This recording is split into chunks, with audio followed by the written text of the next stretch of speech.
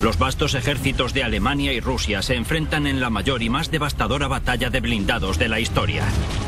La tierra temblaba, era como si nos sacudiese un gran terremoto. 2.500 Panzer alemanes y cañones de asalto se enfrentan a más de 5.000 tanques soviéticos. Cuando todo acabe, las bajas superarán las 200.000. Los artilleros me dijeron más tarde que solo vieron muros grises. Y no paraban de disparar y disparar. Cielo y tierra estaban en llamas.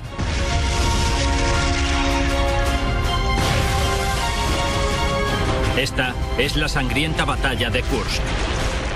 Tanques sobre tanques. Soldados sobre soldados. Era el Armagedón. La gran batalla de los tanques, la batalla de Kursk, primera parte.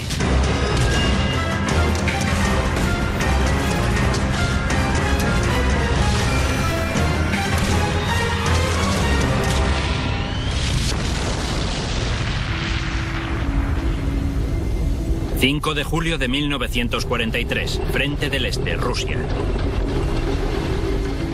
Primer día de la Operación Ciudadela de Hitler. Más de 800 tanques alemanes se desplazan por las llanas tierras rusas hacia la ciudad de Kursk.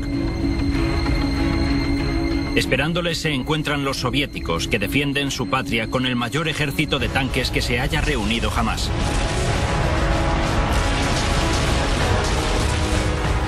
Se trata del último intento de Hitler de darle un giro a la guerra en el Frente del Este. Una guerra que durante los últimos meses se ha torcido en gran medida para los alemanes.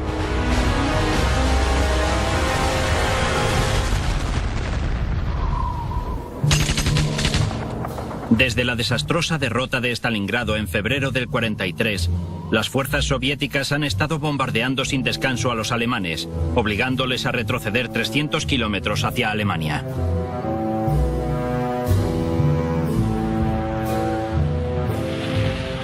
A finales del invierno, el ejército alemán del Frente del Este es vapuleado y se encuentra al borde de la destrucción.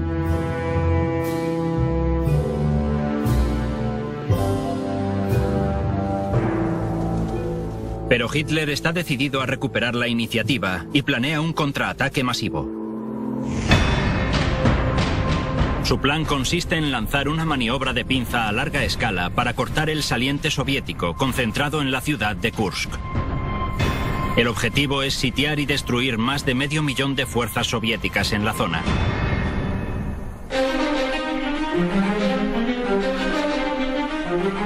El campo de batalla es extenso, 200 kilómetros de largo y 150 hacia el interior. La mayor parte son abruptas tierras de cultivo.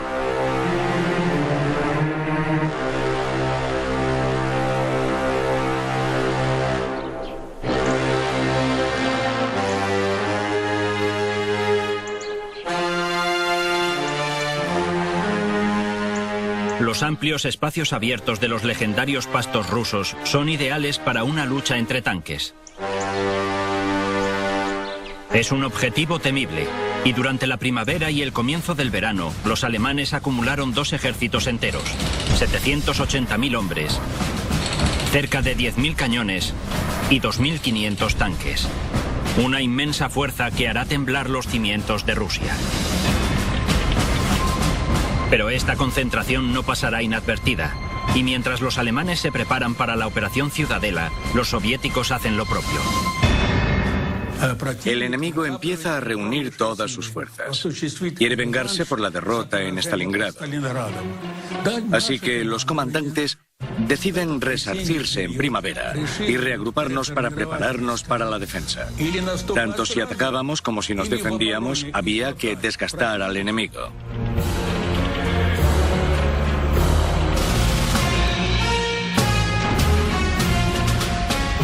Para enfrentarse al complicado ataque alemán, los soviéticos se fortalecen con casi 2 millones de hombres, 25.000 cañones y más de 5.000 tanques.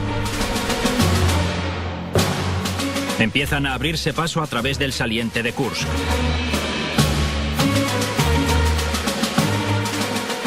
300.000 civiles se arman con palas y comienzan a cavar zanjas y trincheras antitanque a lo largo de 400 kilómetros. Los zapadores siembran la zona con 40.000 minas.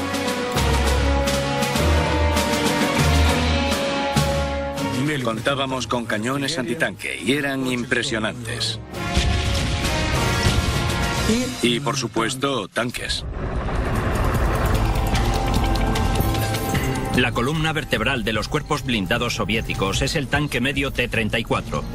Con un cañón principal de 76 milímetros y 4,7 centímetros de blindaje frontal, el T-34 de 31 toneladas cuenta con una potencia de fuego, protección y movilidad letales. En el verano de 1943, las fábricas soviéticas producen miles de ellos y a lo largo del saliente de Kursk, los T-34 empiezan a tomar posiciones.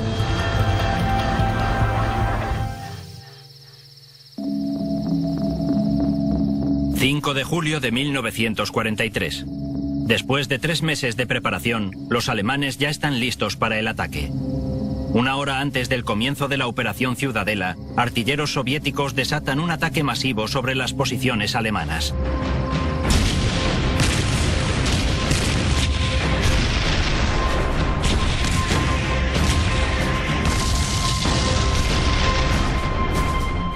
Los soldados alemanes se quedaron totalmente asombrados ante aquello.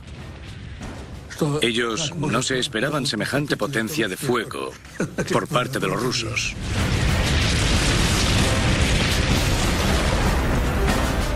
Según se iban haciendo de noche, más se parecían a fuegos artificiales.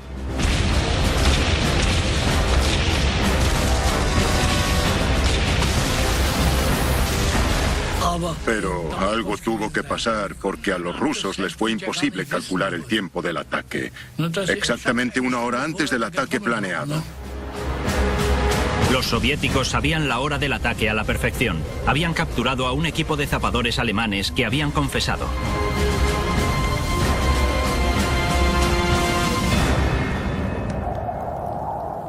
La cortina de fuego siembra el caos entre las líneas alemanas y retrasa el lanzamiento de la Operación Ciudadela, pero solo durante 1 hora. Poco después del amanecer, los alemanes atacan.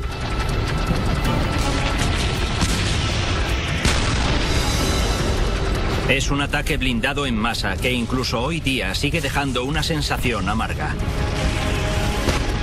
Cada uno de los tanques rusos llevaba 20 o 30 pobres diablos, y todos y cada uno de ellos iban borrachos como cubas. Y ahí fue cuando se desató la tormenta.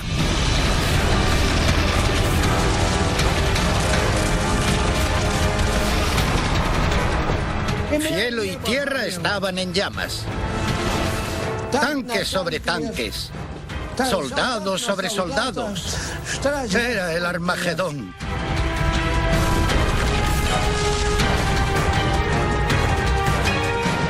Pero nosotros mantuvimos nuestra palabra, no retroceder ni un paso, por Stalin.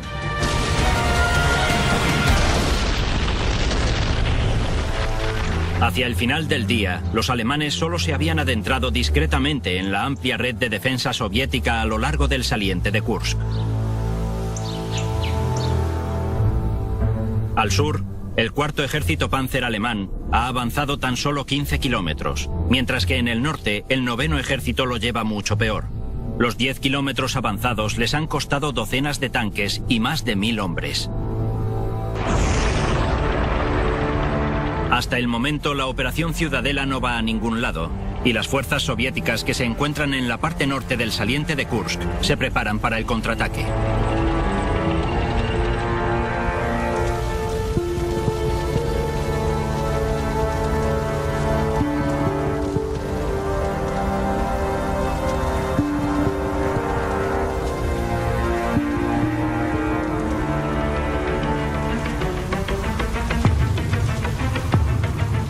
Hay escaramuzas por todo el frente. En uno de los enfrentamientos, más de 100 T-34 y los más ligeros T-70, pertenecientes al 16º Cuerpo Blindado Soviético, se enzarzan cara a cara con la 2ª División Panzer alemana. Los Panzers se aproximan en forma de V, con los tanques más grandes en cabeza. Y frente a nosotros contamos hasta 17 tanques Tigre.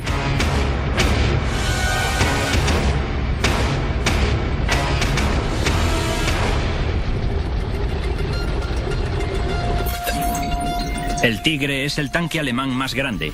Revestido con cerca de 10 centímetros de blindaje, es prácticamente inmune a los ataques frontales. Pero es su cañón del 88, con un alcance de más de 2 kilómetros, lo que lo convierte en el arma más letal del campo de batalla de Kursk.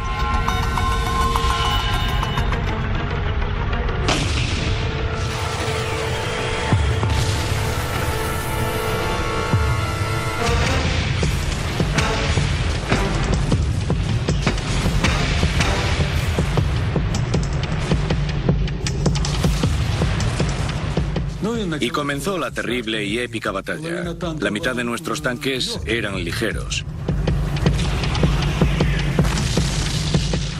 Funcionaban con gasolina, así que podían arder como nada. Iván Sagin se encuentra en un tanque T-34. En medio de la confusión sale de los matorrales y se pone a tiro de 2 tanques Tigre alemanes. Dispara 2 veces, pero los proyectiles rebotan.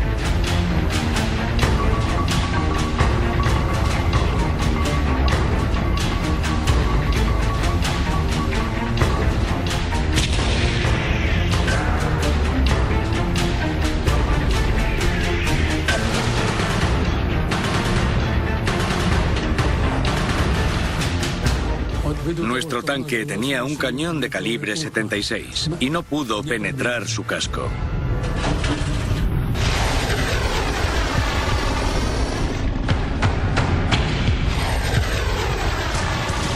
Lo salvan los cañones antitanque soviéticos, pero los alemanes se siguen acercando.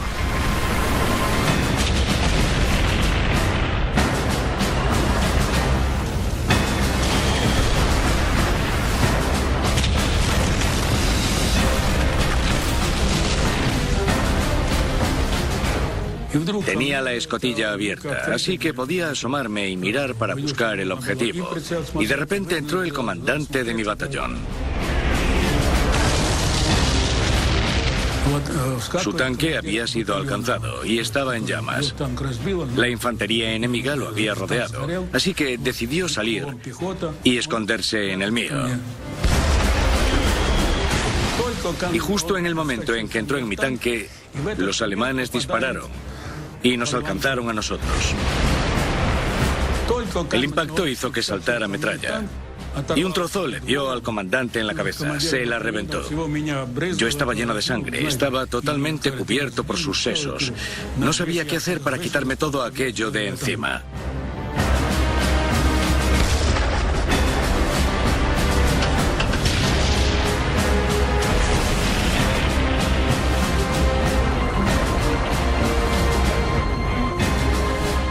Y así fue el infierno que vivimos el 6 de julio. En menos de 2 días de batalla, miles de hombres perecen en ambos bandos y los restos de cientos de tanques arden en los campos de Kursk. Es solo el comienzo. Los alemanes se preparan para realizar un nuevo ataque. El objetivo, el pequeño pueblo de Poniri, una tranquila parada antes de lo que se convertirá en el centro de una de las batallas más sangrientas de la Segunda Guerra Mundial.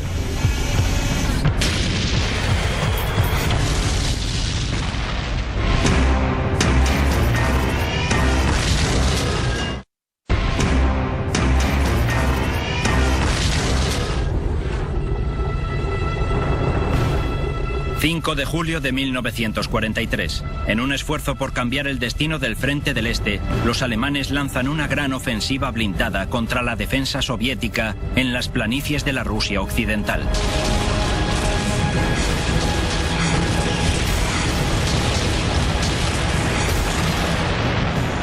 El objetivo de la Operación Ciudadela es sitiar y destruir las fuerzas soviéticas que se encuentran alrededor de la ciudad industrial de Kursk.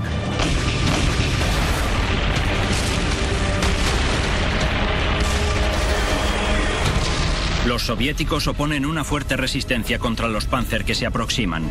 Ambos bandos sufren grandes pérdidas y hacia el final del segundo día los alemanes solo han conseguido pequeños logros.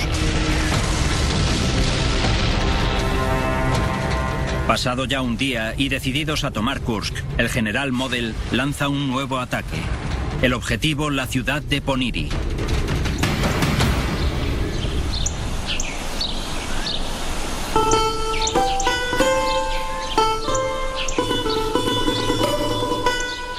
Poniry se encuentra justo entre Orel y Kursk, lo que la convierte en un punto céntrico y de distribución para las granjas de la zona. Si Model y su 9º ejército quieren tomar Kursk, primero tendrán que conquistar Poniry.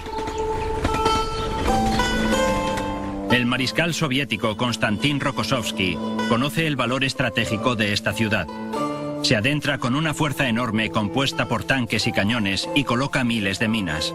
La estación de Poniry es ahora el punto fortificado más fuerte de todo el saliente de Kursk.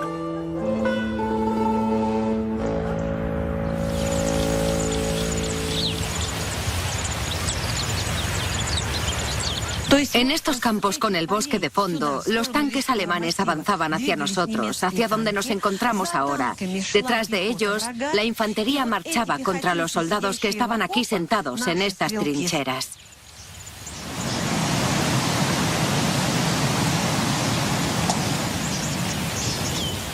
La artillería y los tanques se enterraban. Esto que tenemos aquí delante es un refugio donde los tanques se sepultaban. A este tipo de refugios los llamábamos caponera. La víspera de la batalla hay cientos de refugios en Poniry. Están formados por 3 paredes y una entrada inclinada. Permiten que los T-34 actúen desde posiciones defensivas como artillería y les dejan moverse con rapidez para realizar operaciones de ataque. Este terreno tan particular se convirtió en el epicentro de la batalla. Los alemanes y los soviéticos se enzarzan en una despiadada batalla por el control de Poniry. La ciudad cambiaba de dueño 5 veces al día. Los alemanes envían panzers una y otra vez a la contienda. Las minas, los T-34 y los cañones antitanque destruyeron muchos de ellos. El 9 de julio, los alemanes atacan por el noreste del pueblo, amenazando las posiciones soviéticas en terreno elevado, designadas en los mapas como Colina 253.5. Nuestra división, la 177 Sturmgeschütz de armas de asalto, se unió a los demás el 9 de julio. Se suponía que teníamos que atacar una montaña que estaba ocupada por el enemigo. Utilizamos armas de asalto, infantería y una unidad de destructores Ferdinand recién salidos de fábrica. El Ferdinand era el nuevo cañón autopropulsado alemán, jamás visto antes en el campo de batalla. Es un monstruo de 65 toneladas, con un blindaje de 20 centímetros de grosor y 2 motores gemelos de 300 caballos que le permiten moverse a 30 km/h. Pero su característica más temible es el cañón del 88 de alta velocidad de 6 metros de longitud.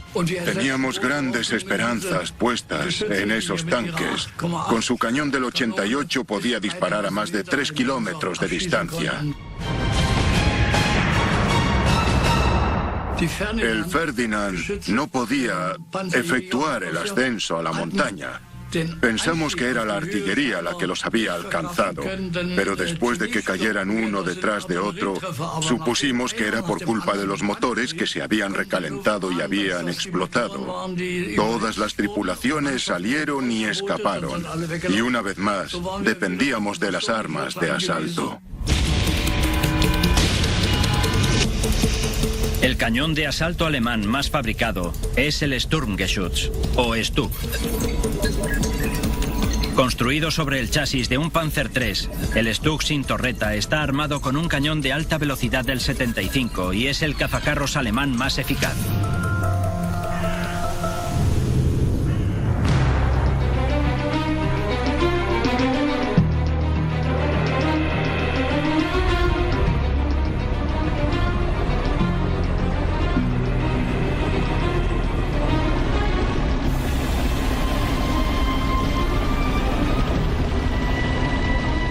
El ataque comenzó y nos adentramos en un campo de minas, colina arriba.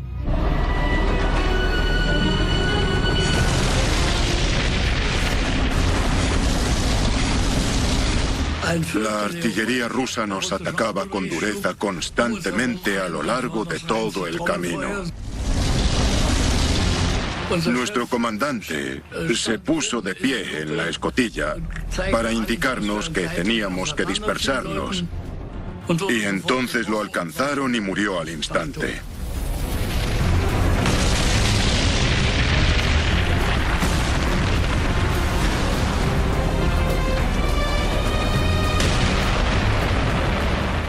Uno de los tanques fue alcanzado en la cadena y esta voló por los aires.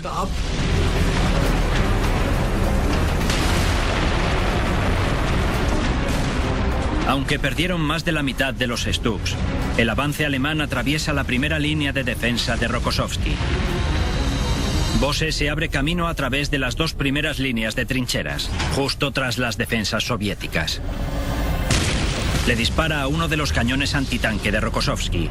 Minutos después, otro cañón lo coge por sorpresa.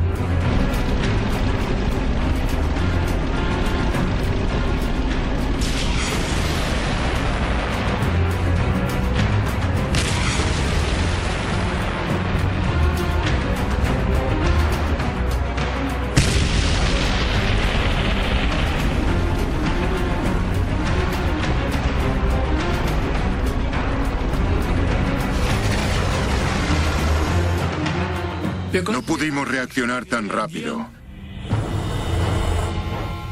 Lo único que me dio tiempo a decirle al conductor fue acelera.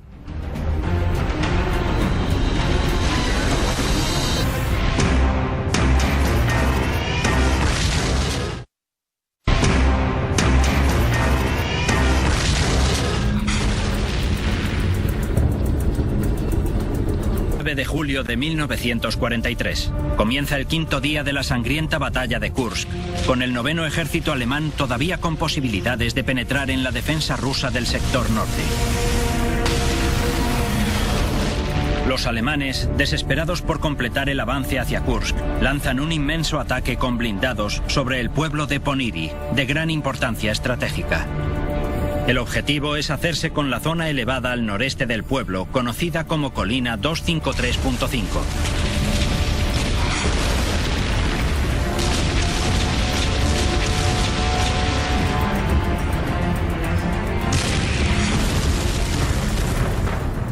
Nos abrimos camino a través de la primera línea de trincheras y cuando alcanzamos la segunda, los rusos se retiraron. Un poco más tarde, había otro cañón antitanque.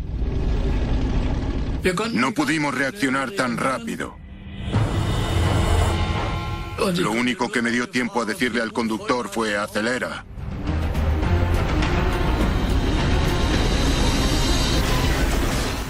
Nos dirigimos hacia el cañón y nos las arreglamos para aplastarlo.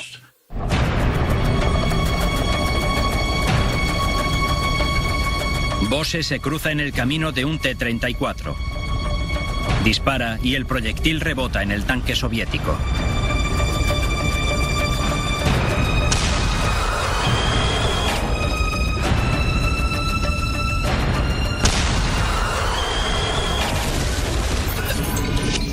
El blindaje frontal de 48 milímetros de un T-34 tiene una inclinación de 60 grados, lo que le permite desviar los proyectiles que lo alcanzan y le otorga el equivalente a casi 75 milímetros de protección frontal.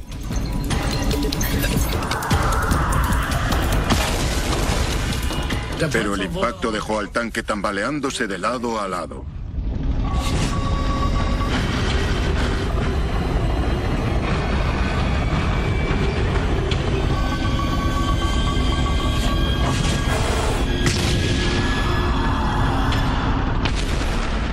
Nuestros proyectiles tenían la capacidad de atravesar el blindaje. Solo explotaban poco después de penetrar en el casco de acero del tanque, por lo tanto, tras el impacto, su destrucción y la destrucción de la tripulación estaba garantizada.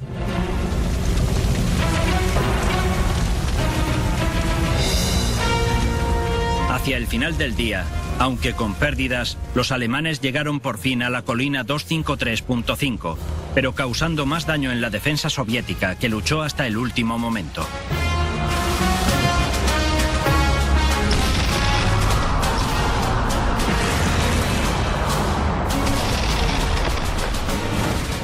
Los soviéticos reciben órdenes del propio Stalin. No os retiréis bajo ningún concepto.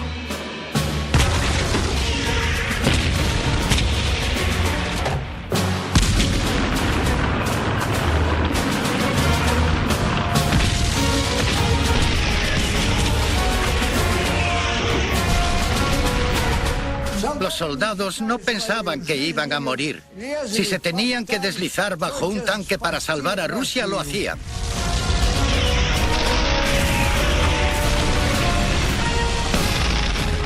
La estrategia de los tanques rusos se basaba, por decirlo de alguna manera, en la tozudez.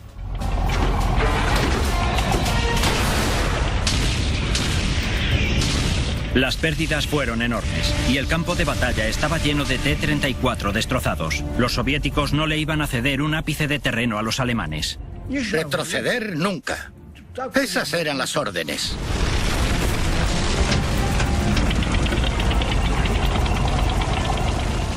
Las tripulaciones de los tanques soviéticos dejaron que los alemanes se acercasen con el objetivo de alcanzarlos en las zonas más vulnerables. Y eso es precisamente lo que hizo el comandante de tanque Iván Sagin. Les disparamos con munición perforante. Tenía que dar en el blanco. Pero rebotó y salió hacia arriba.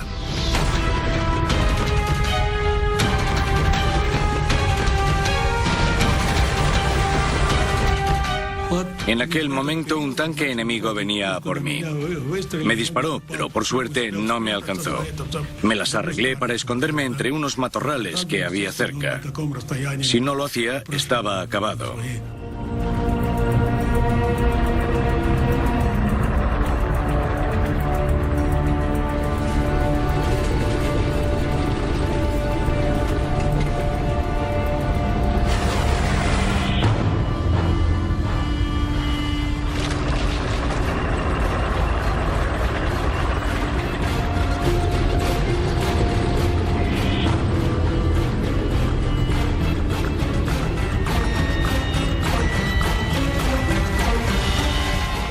Dejé que pasaran de largo y salí de los matorrales. Paré al lado de un camión en llamas y esperé a que estuvieran a tiro. Luego le disparé a un tanque y le di en la parte lateral del casco. Se incendió y toda la tripulación salió volando por los aires.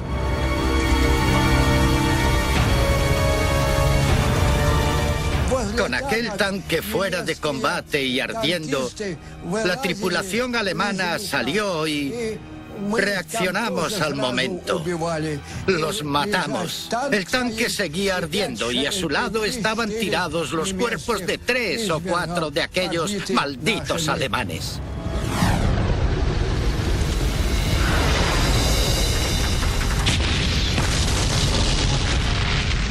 Después de casi una semana de intensa batalla, los alemanes están exhaustos y abatidos, al fracasar en la conquista de Poniri. Pero han causado grandes pérdidas en el bando soviético, que parece que cuenta con infinitas reservas de hombres y tanques. Los tanques avanzaban unos contra otros disparando. Los artilleros me dijeron más tarde que solo vieron muros grises y que no paraban de disparar y disparar.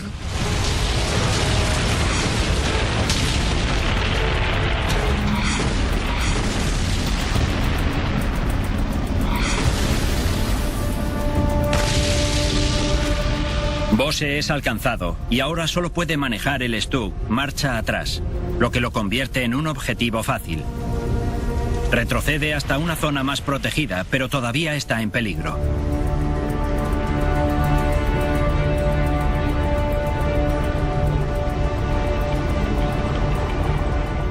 Cuando estábamos allí parados, un T-34 vino hacia nosotros a toda velocidad.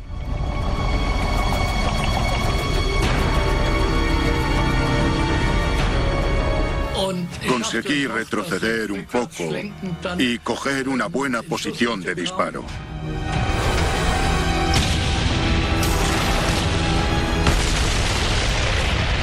Entonces le disparé y al momento el tanque empezó a arder.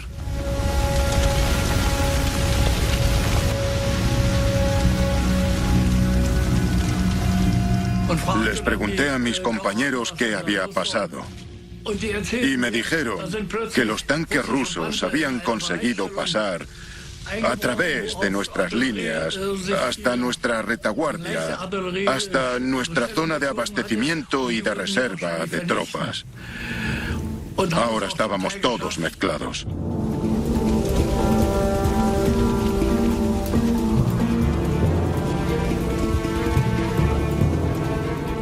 Y así comenzó la batalla entre blindados, algo que nunca se había visto antes y que no se querrá volver a vivir en mucho tiempo. Poco a poco nos fuimos dando cuenta de que el plan que habían trazado nuestros altos mandos no era tan práctico ni operativo al fin y al cabo como al principio se esperaba.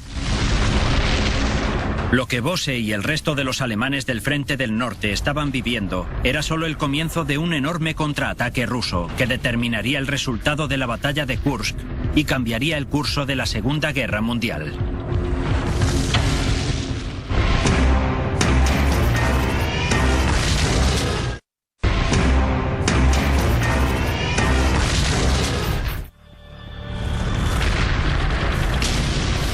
De julio de 1943.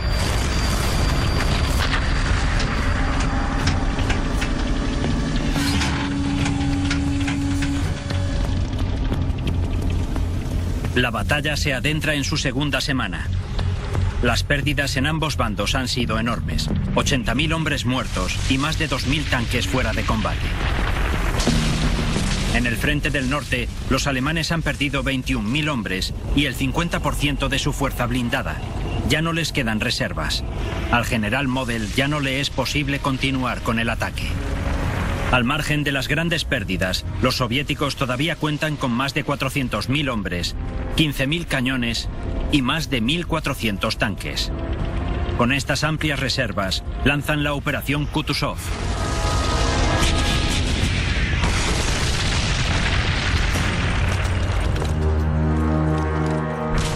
Entonces nos llegaron muchos refuerzos. Todas aquellas unidades que realmente estaban bajas de forma y habían perdido muchos efectivos y equipamiento fueron relevadas. El mando había establecido un objetivo claro para cada división y para cada regimiento. A los que no nos sustituyeron, seguimos adelante con el ataque. No podíamos parar, había que seguir avanzando. Y ahí fue cuando el enemigo sufrió grandes pérdidas y nosotros comenzamos una nueva operación. Avanzábamos contra los alemanes con fuerza y decisión, porque contábamos con numerosos refuerzos y además teníamos mucha motivación. La Operación Kutuzov comienza el 12 de julio. El objetivo es penetrar a través del amplio flanco sin defender del 9º Ejército de Model.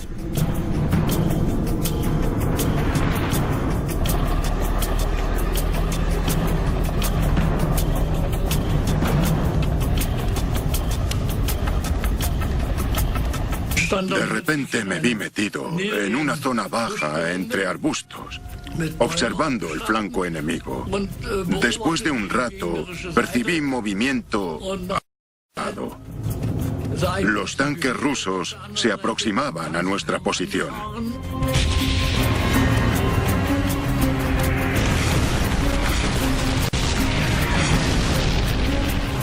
Entonces escuchamos un extraño ruido sobre nosotros.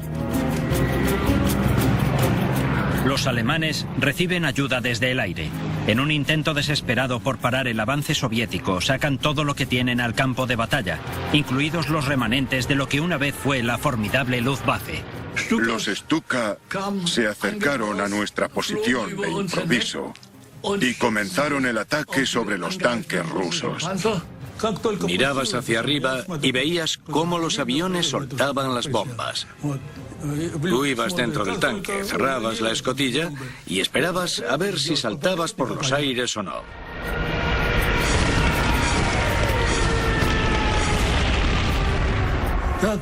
Cuando salías del tanque, normalmente teníamos reservas dentro, algo a mayores, algo de armamento y munición por si acaso, pero no había nada, no quedaba nada. Como dicen ellos, desplumados como las gallinas. Las bombas impactaban en los tanques.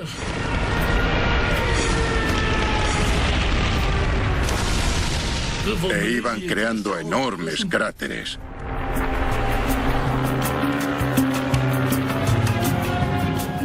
Los tanques que caían dentro de uno de esos cráteres ya no podían salir de allí.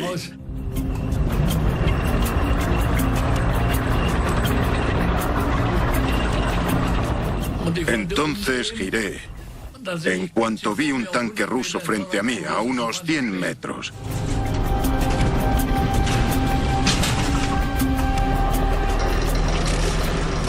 Empecé a retroceder y de repente nos quedamos parados. Habíamos chocado contra un tocón y las cadenas giraban en el aire. Estábamos atascados y no nos podíamos mover.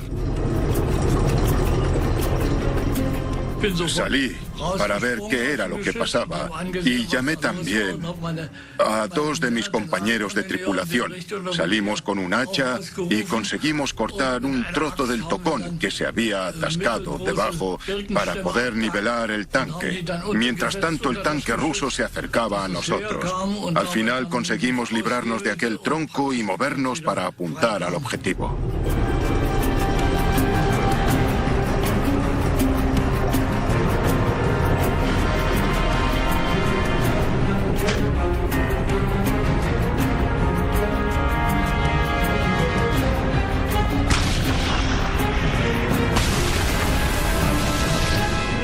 Justo después disparé y explotó.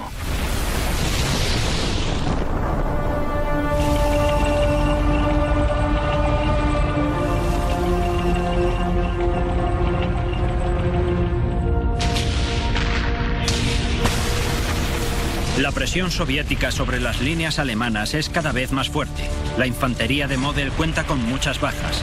En algunas zonas solo le quedan 4 o 5 cañones de asalto.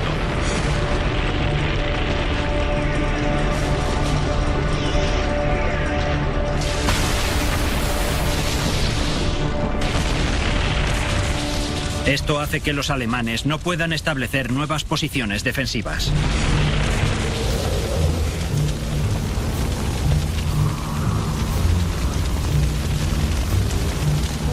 La Operación Ciudadela, la última ofensiva alemana del Frente del Este en la Segunda Guerra Mundial, ha llegado a su fin. La batalla de Kursk termina el 14 de julio. Pero la lucha continúa.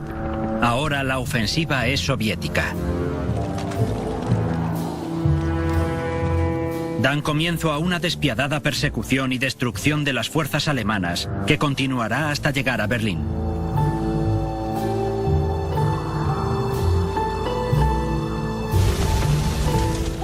Después de desalojar los sitios donde vivían los alemanes, después de bombardear todos aquellos lugares, todos sus escondrijos y todos sus campamentos quedaron hechos pedazos y completamente destruidos. Los soldados estaban hundidos. Esos pobres diablos alemanes fueron derrotados. Nuestra patria ya no les hacía felices. Sus planes se habían ido al traste por completo.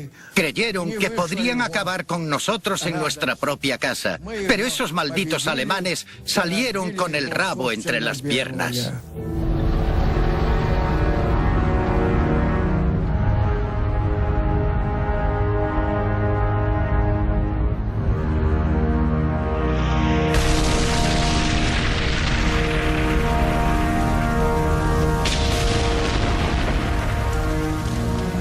En 8 días de lucha, alrededor de 200.000 hombres murieron o resultaron heridos y cerca de 3.000 tanques quedaron fuera de combate. Los campos de batalla estaban repletos de muertos y de restos de tanques alemanes y rusos.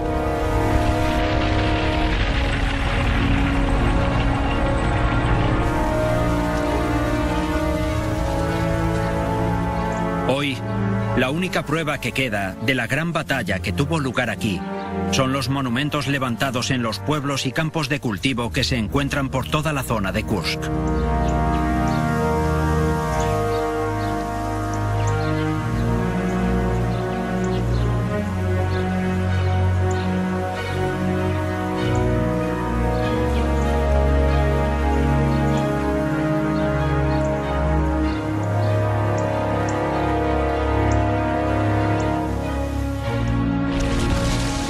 Los costes reales de la batalla no se pueden contabilizar teniendo solamente en cuenta a los soldados y a los tanques, ya que el precio de la guerra en el frente del Este lo han pagado cada hombre, mujer y niño.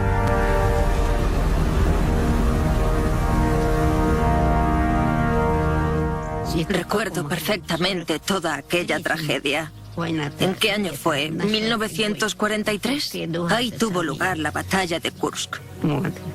Todo quedó destruido. Ya no había nada. Colgaron a nuestra gente. Todo el mundo se moría. ¿Qué podemos decir? Todo el campo, toda la zona estaba llena de cadáveres de los soldados. Estaba todo destrozado.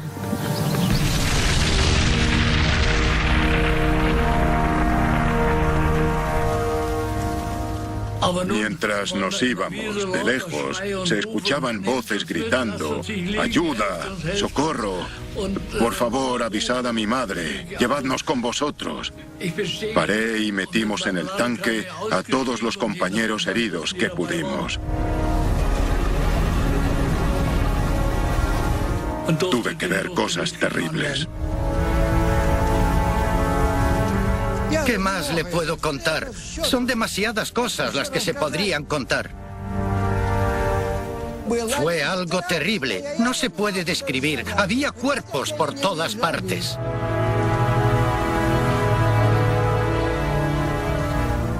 Pero gracias a nuestro espíritu pudimos defender nuestra tierra.